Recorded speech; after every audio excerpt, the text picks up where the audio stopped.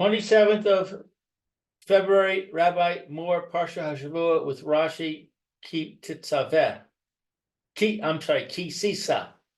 Has a yellow. Who's yellow? What do you mean? I mean, I have like a yellow indication on that I'm speaking or you're speaking. Maybe that's only on what's his name? No, it's on this. Yeah, you're right. I don't see that. I don't see that yellow outline. Right. I don't know why. Okay. All right. So where are we up to? Okay. Ki Sisa, right? Yeah.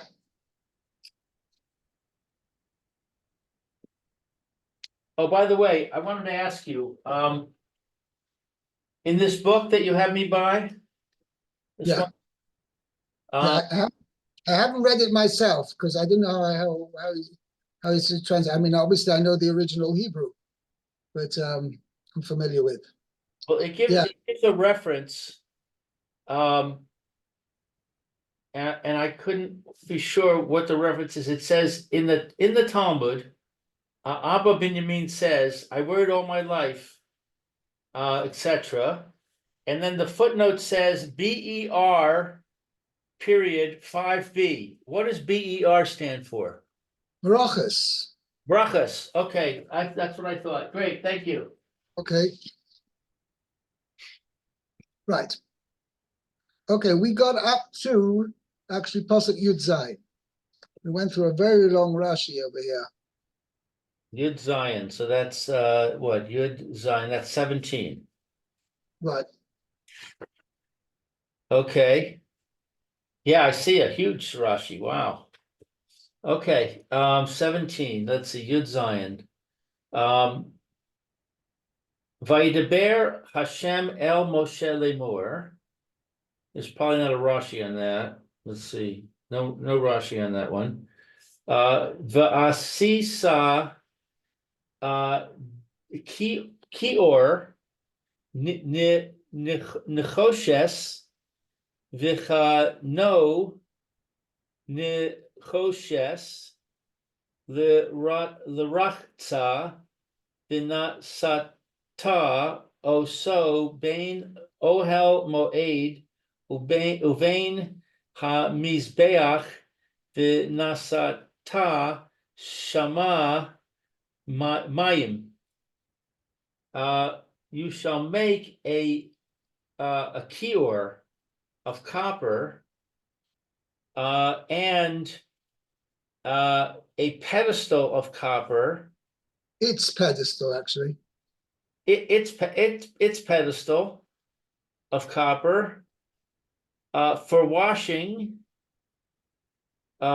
Place it between the tent of meeting and the Mizbeach, the altar, and put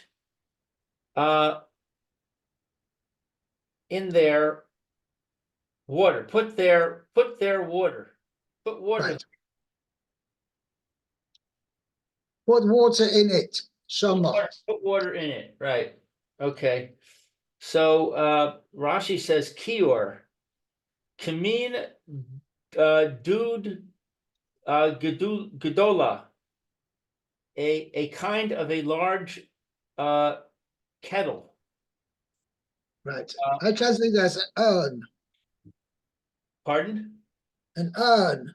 An urn. But don't we use dude to mean a water heater? And the British it also means a boiler. A boiler. Oh, okay. That's a synonym. Any large container which is used for holding water. Okay, got it. Velo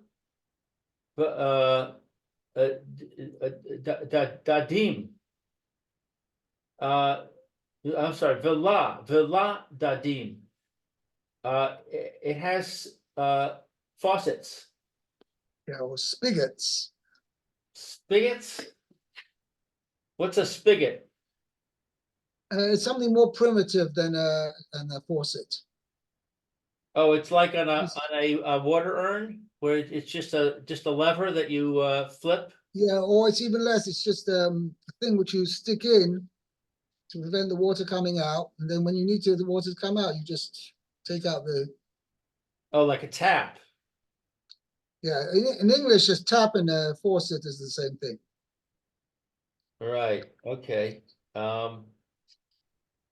Okay. So it has spigots. Hamirikim befihem mayim, that spout water at their openings. Right. So it means more like a sorry, a spigot is more like a just like a little how should I call it? A little pipe, small pipes where the water can spew out. Right. Let me see how I translated it. In other Just words, they never stop. They just, you pour water in, the water immediately comes out. right. Hey, Mayor, Hi. we're on Pasuk 18 in Sisa, Oh, okay, thank you. chapter 30. Okay, excellent, thank you.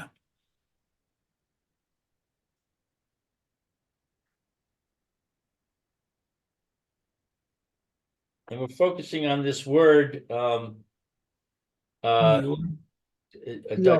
deem, spigot. Oh,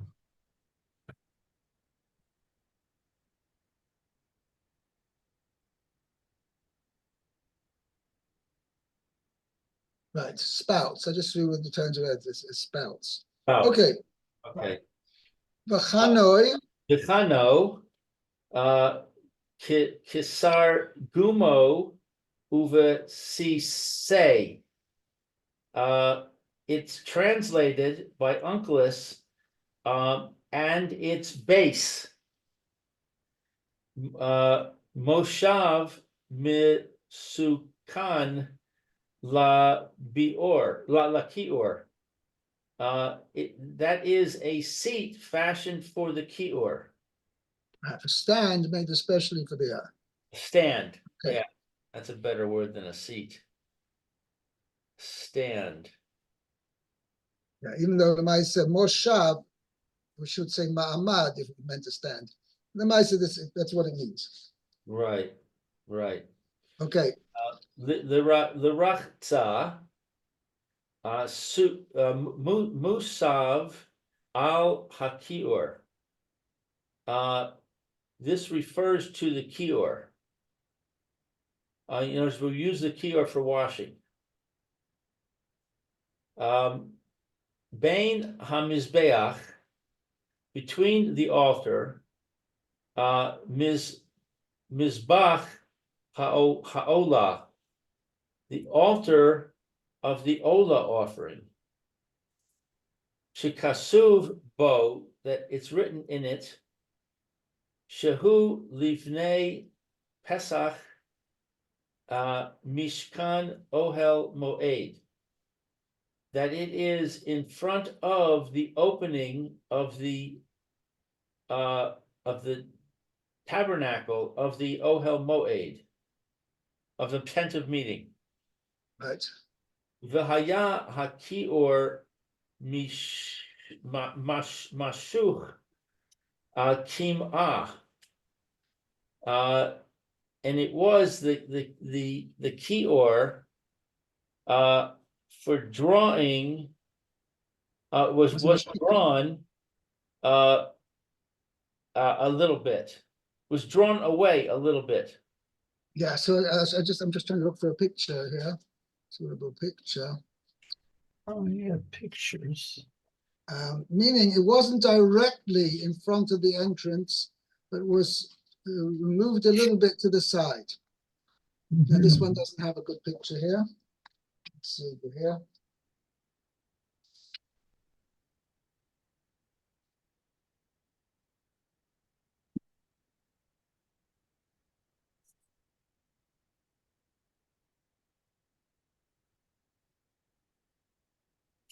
No, it doesn't have a picture. No green. No.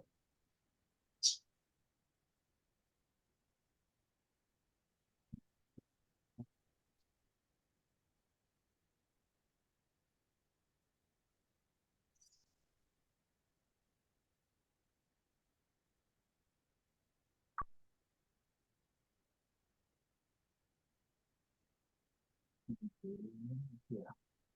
Okay, yes, here I've got a very interesting diagram. This is the diagram. Okay. See, Let's this see. is how, here. Oh, Okay, this is, I'm just going to bring it even closer. You can see what we're dealing with. Okay. Now, over here, this is the Mishkan. Oopsie. This is the Mishkan, the actual Mishkan itself. Right. This is uh-huh, the Mizbeach. An aerial view. This is an aerial view of the Mizbeach, and this is the Mishkan. uh-huh, Okay, now Rashi's saying here, where my finger is, you see I'm pointing to? Yeah. yeah, This is the Kior. Uh-huh. Okay, now it's not, even though it says it's between the Mizbeach and the oil moed, it was not directly in between. It was moved over a little bit to the side. That's what Rashi's saying. Right. Why? Because there was no supposed to be, when they offered the korbanos had to be that they on the Mizbeach directly Pesach oil moed, at the entrance of the oil moed. So if there was a kior in between, it was like blocking it. So Right. therefore the Torah says, so Rashi explaining over here, that it was, the kior was placed in between the oil moed and the mizbeach, but it wasn't directly in front of the entrance. It was moved over a little bit to the side. That's Right. what Rashi said. Okay, Yeah, that makes sense. that's what Rashi. Mizbeach oila shekasa b'shu lifnei Pesach mishkan oil moed. Okay, v'hoya akiyah moshoch kimo. The kiyah was like drawn over to a little bit to the side. Right. V'oimed keneged avir shebein hamizbeach v'hamishkan. Okay, it was standing facing the airspace between the Mizbeach and the Mishkan. However, Ve'eno mafsik klal bentayim. It didn't actually interrupt at all between one and the other. mm, Okay? right. You with me, Lou? Yeah, my English says that it was near the space. Okay. It's the same thing though. Okay.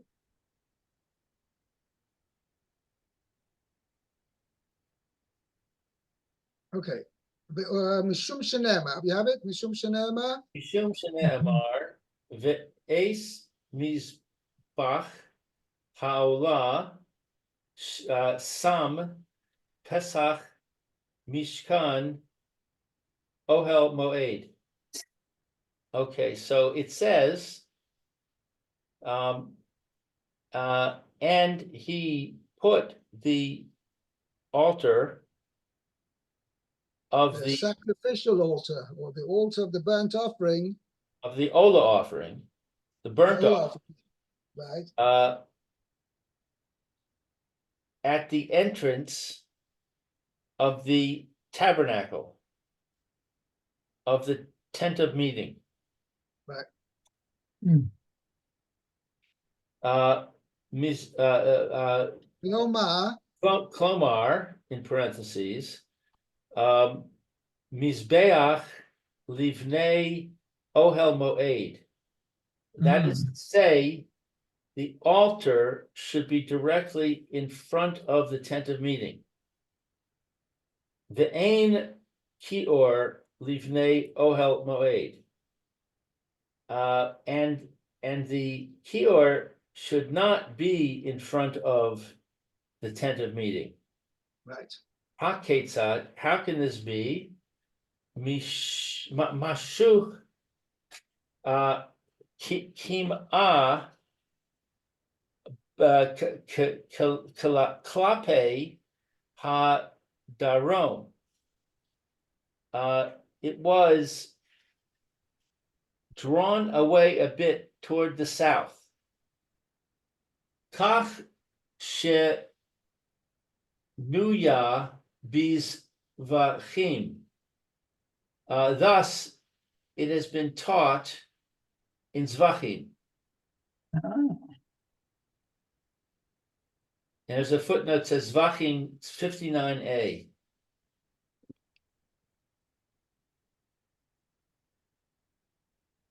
Right. Okay. Mayor, Pasuk 19. Okay, yeah. Okay. We say here, let's see. The Rachatsu. Okay, Aharon uvanav mimenu et yidehem yet raglehem. Okay, so it says, and Aaron and his sons will wash from it their hands and their feet. Okay, so et yidehem v'et raglehem, their hands and their feet. B'vat achat hayat mikadesh yadav v'raglav. Okay, so he would b'vat achat at the same time, I guess, at one One moment, shot. one shot, he would sanctify his hands and feet. B'kach shaninu b'zvachim. Oh, is again we learned in Masechet Zvachim. This time it's 19b. 19b. Okay. Ketzad kiddush yadayim v'raglayim. Okay, so how is this sanctification of the hands and feet done? Okay. Maniach yado hayamanit al gabe raglav hayamanit. So what he laid or put, I guess, niach, his hand, Right hand. his right hand on his gave, on top of his, I guess, right foot.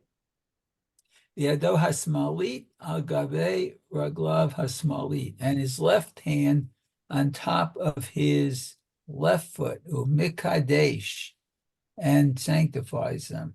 Okay. Now there's an Wow. interesting machlokas in the Gemara. Now, Pipshuta, you would understand, he would put his right hand on his right foot and wash it, put that down, and then pick up his left foot and put his left hand on the left foot, and then wash the left hand and left foot together. Mhm. Right? Correct. Mhm. There is one opinion in the Gemara that he had to do all four together. Wow. So how is he going to do that?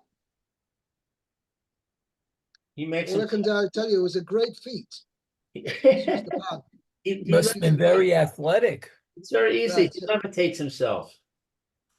Yeah, but the point of the Gemara says actually that he had another Kohen support him from behind, and he would lift up his both feet and both hands together, and then would wash his feet from the urn. But they'd have to be supported from behind by another Kohen.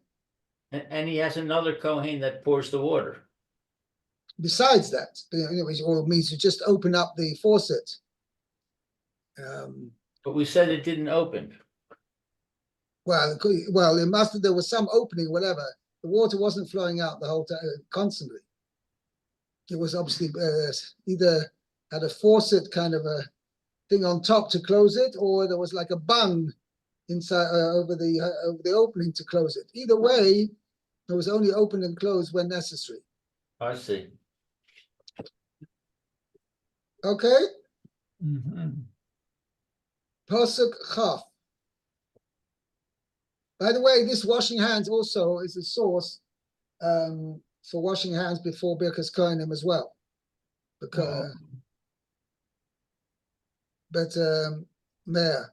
But they don't do their hands on their feet. Yeah, you don't have to do the Kohanim don't have to do their feet anymore. But the mice to wash their hands is also that's where it's derived from. Do you wash your hands simultaneously, Mayor? Two hands together? Yeah, generally no. Well, that depends. If they're Levim there, they can just pour the water over both. Right. But if the Levim don't show up, then there's no way I could do it over both at the same time. Right, I see. Uvo el ohel moed yir chatsu mayim velo yamusu o v'gishtam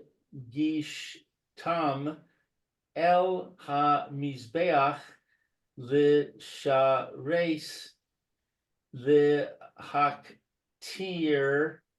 ishe lashem. Okay, so when they come to the tent of meeting, they shall wash with water that they don't die. Right. Or when they draw near the altar to serve, to raise up in smoke a fire offering to Hashem. Well. Literally, it'd be a bit more simple. Lahaktir, to burn up a fire offering to Hashem. To burn up a fire offering to Hashem. Okay. And my English says to raise up in smoke. Okay, same thing. No. Okay, let's see, 20. Bivoam el ohel moed v'gomer.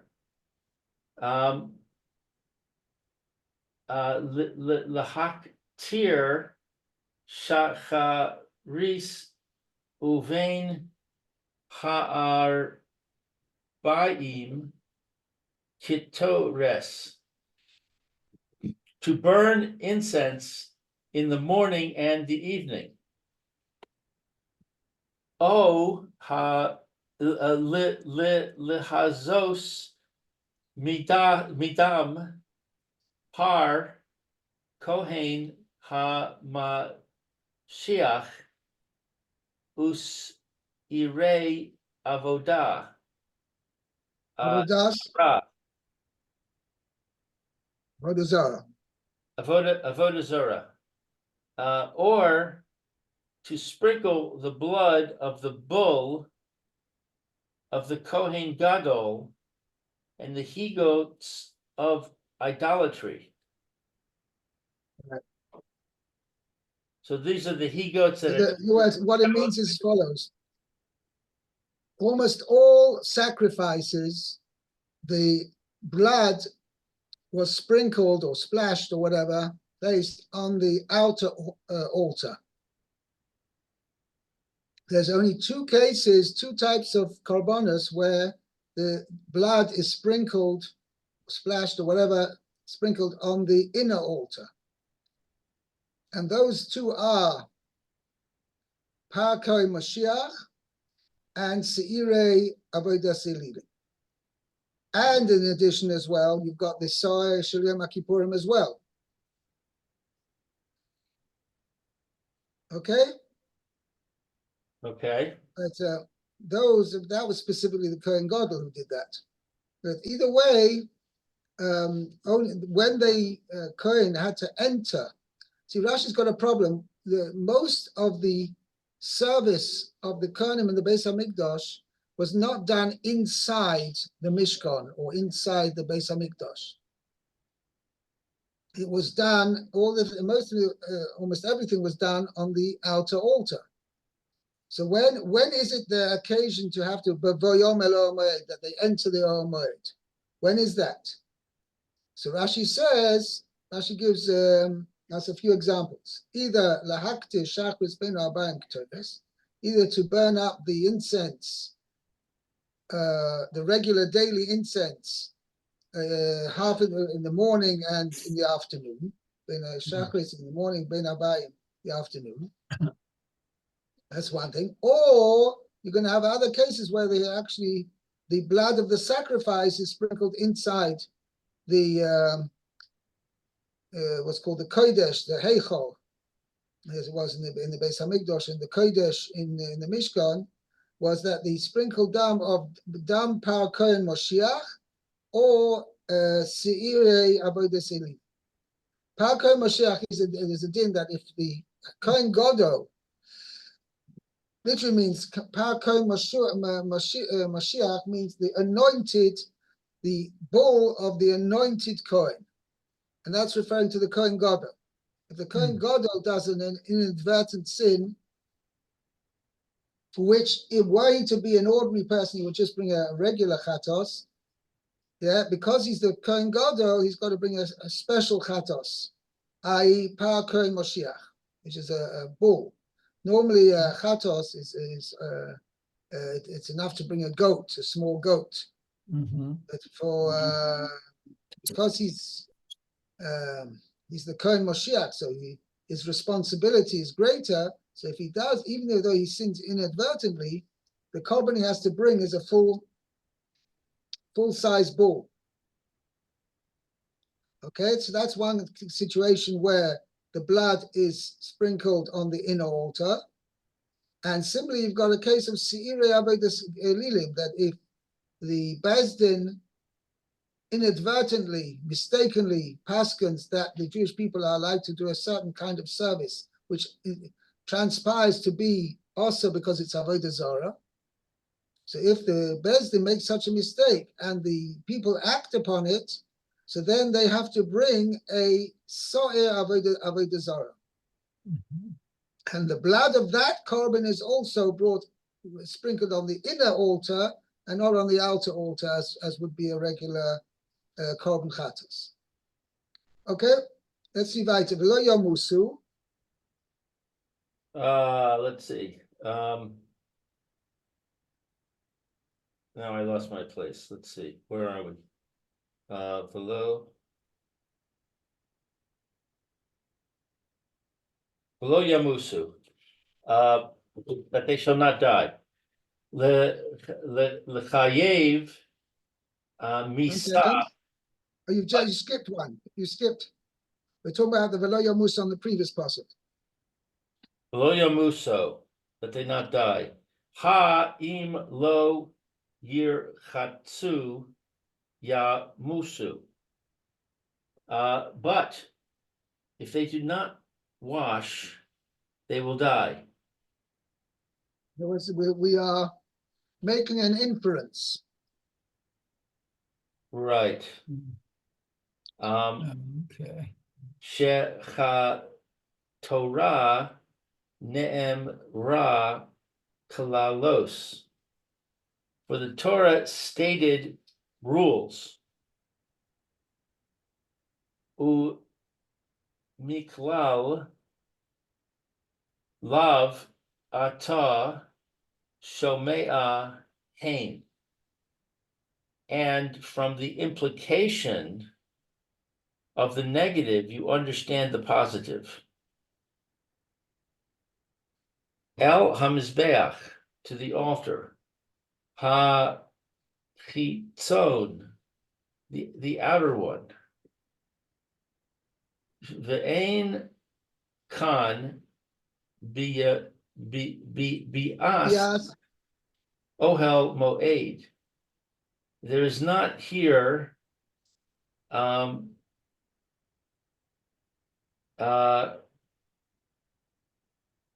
coming to the tent of meeting.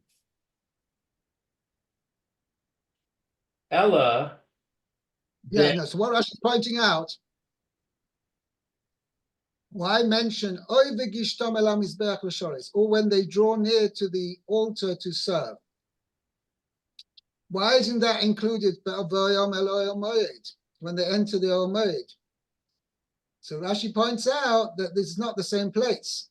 El HaMizbeach HaChitzon, which are referring to the outer altar, and therefore when they want to serve on the outer altar, she'ein kam bias Oel Moed. The Kohen is not entering the Oel Moed to do that. Elo b'chotzer. It's in the courtyard of the Mishkan, or the Beis Hamikdash. So that's what Rashi is saying. That's why the Torah has to mention both. When they enter the Oel Moed, they shall wash their hands they shall wash with water and they will not die. Or when they draw near to the altar to serve, to burn up fire offerings before Hashem. Right. So those are two ways a Kohen will be doing the avodah. Either he's going in, entering the Ohel Moed, or even if he's not entering the Ohel Moed, he's drawing near to the altar to serve. He's serving on the altar, offering up sacrifices. Okay, Meir, let's do Pasuk Chof Aleph. Okay. Kaf Aleph says, Barachatzu. "Barachatzu yedehem v'ragleihem v'lo yamutu v'haita lahem chok olam lo ulazaro l'dorotam." Okay, so they should wash their hands and feet, and they will not die, and it will be for them an everlasting law, I guess, for them or for him and his offspring for their generations. Wow. Okay, so Rashi says, "V'lo yamutu," and they shall not die. The chayev Now, mishamesh. Rashi's bothered by the fact, why repeat it? We just said that in the previous Pasuk. Yeah. So it's l'chayev. It's to impose the death sentence, I guess. Chayav Misa, Those who perform the service on the altar, the mizbeach. Okay. The eno rachutz yadayim v'ragleihem, and they and he hasn't washed raglayim, his sorry, and they did not wash the hands or feet. Okay. Sheha mita harishona. From the first time it says below Yomusu, Time it says lo yamusu. Okay. Lo shamanu ela al ha niknas lehecha. This is the only to tell us, I guess. right. We have not heard, meaning literally means we haven't learned Okay. or That they enter understood the heichal. Oh. that if he doesn't wash his hands, a person Chas v'Shalom will be Chayav Misa. That's only with regard to entering the Ohel Moed. But somebody who goes onto the Mizbeach to serve without washing hands, that he's going to get Misa. That we don't hear till. That's why the Torah needs to say the second pasuk to teach me this additional point. That even somebody who goes on the Mizbeach to serve and he hasn't washed his hands, so he's not entering the tent of meeting, but he is going onto the Mizbeach. If he doesn't wash his hands, also he will be liable for the death penalty. By the way, the death penalty mentioned over here is Misa b'dei Shomayim. Oh. Which means that you get put to death by heaven. Whether it means, so it's interesting. I'm not sure whether it means over here that he'll get zapped on the spot, or it means eventually Hashem will, he's Chayav Misa, means that he's still deserving of death, and Hashem will decide when to give him that death sentence. I'm not sure whether, because certain things, for instance, I'm just trying to think. Yes, entering the Holy of Holies. Yeah, when unauthorized, then that was that was an instant death penalty.